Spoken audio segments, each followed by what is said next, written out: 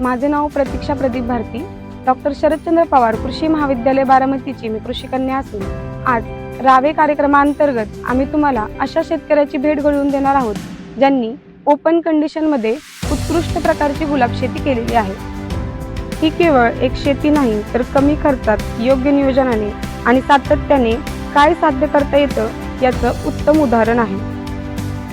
Sir नमस्कार. सर्वप्रथम आमच्या श्रोत्यांना तुमची ओळख करून द्या. नमस्कार, माझे नाव अनिल हनुमंत लडकत, राहणार माळवाडी, तालुका बारामती, जिल्हा पुणे. मी गेली 3 वर्षापासून बोर्डेक्स या जातीच्या गुलाबाची शेती करत आहे. कमी खर्चामध्ये जास्त उत्पादन देणारी ही जात आहे आणि मी या जातीमध्ये गुलाब शेती करत असताना सक्सेसफुल आहे. सर माझा प्रश्न असा आहे की आजकाल बहुतांश गुलाब शेती ही आपण पॉली हाऊसमध्ये करतो, तर तुम्ही ओपन कंडिशनच का निवडली व या गुलाब शेतीमध्ये तुम्हाला खर्च व धोका याबाबत काय अनुभव आला? ओपन क्षेत्रावरती या बोर्डेक्स जातीच्या गुलाबाची निवड का केली तर ओपन क्षेत्रावरती या बोर्डेक्स जातीची व्हरायटी सक्सेसफुल दिसली मला.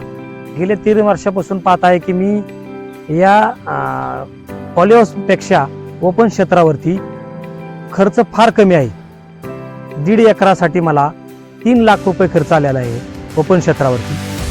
आणि पॉली हाऊसमध्ये मी तर त्याचं बजेट काढलं तर ते साधारणतः 70 ते 80 लाख रुपयापर्यंत खर्च होत होता. मोठी इन्व्हेस्टमेंट होती.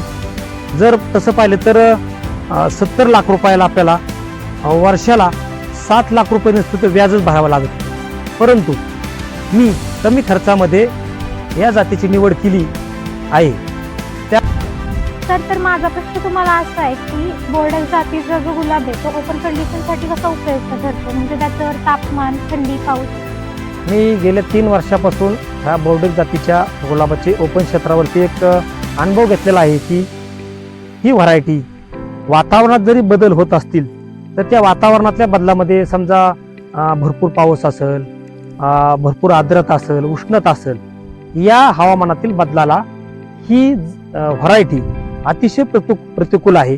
जर ह्या व्हरायटीला आपण प्रिव्हेंटिव्ह मध्ये स्प्रे घेतले, उदाहरणार्थ डावणी असेल, भुरी असेल, करपा असेल, थ्रिप्स असेल, याचे प्रिकॉशन मध्ये जर स्प्रे घेतले तर ही निश्चित व्हरायटी त्याला रजिस्टर मध्ये राहू शकते. तर सर माझा प्रश्न असा आहे की पॉली हाऊसच्या तुलनेत ओपन कंडिशनमध्ये उत्पादन किती येतं व खर्च उत्पादनाचा अंदाज व बाजारभाव आणि नफा याबाबत तुमचा अनुभव काय आहे? पॉली हाऊसच्या तुलनेत विचार केला तर ओपन क्षेत्रावरती सुद्धा जर रोग आणि किडीचं खताचं व्यवस्थित व्यवस्थापन जर केलं तर पॉलीच्या बरोबरीत उत्पन्न मिळतं. आता गेली 3 वर्षाचा माझा अनुभव आहे. कारण ओपन क्षेत्रावरती उत्पादन थोडं 22% पॉलीपेक्षा जरी कमी निघत असेल तरी सुद्धा गुंतवणुकीच्या बाबतीत पॉलीची गुंतवणूक फार मोठी आहे आणि ओपन क्षेत्रावरती गुंतवणूक कमी आहे.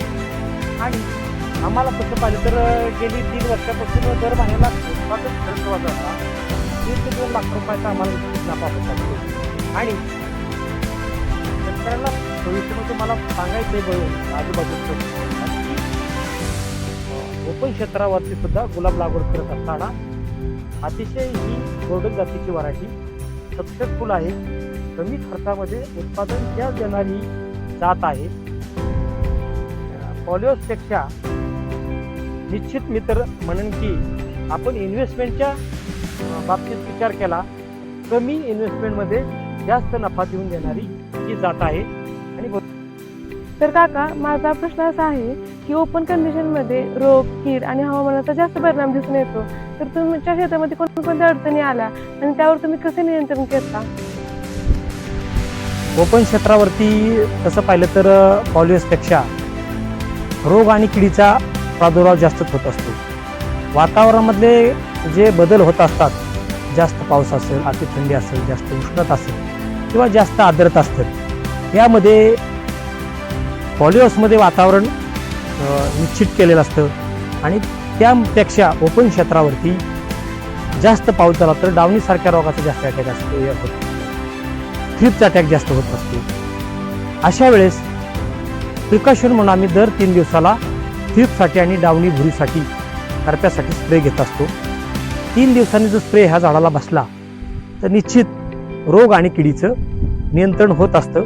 आणि त्या गेली 3 वर्षापासून पाहताय की आम्ही फवारणीचं आणि ड्रीपच्या खताचं 3 दिवसाला जर नियोजन केलं आणि सातत्य ठेवलं तर निश्चित रोग आणि किडीला आम्ही निश्चित त्याचा अटकाव करू शकतो, नियंत्रण करू शकतो आणि त्यातून उत्पादन वाढीसाठी मदत होत असते. धन्यवाद Anil Ladkat sir. Open condition मध्ये गुलाब शेतीविषयी इतकी सविस्तर माहिती दिल्याबद्दल आपले मनापासून धन्यवाद. तुमचा अनुभव, प्रामाणिक मार्गदर्शन आणि शेतीकडे पाहण्याचा सकारात्मक दृष्टिकोन आम्हा रावे विद्यार्थ्यांसाठी प्रेरणादायी आहे. शेतकरी आणि विद्यार्थ्यांमध्ये ज्ञानाचा सेतू तयार करण्याचा आमचा छोटासा प्रयत्न आपल्याला आवडला असेल, मी अशी आशा करते. धन्यवाद सर.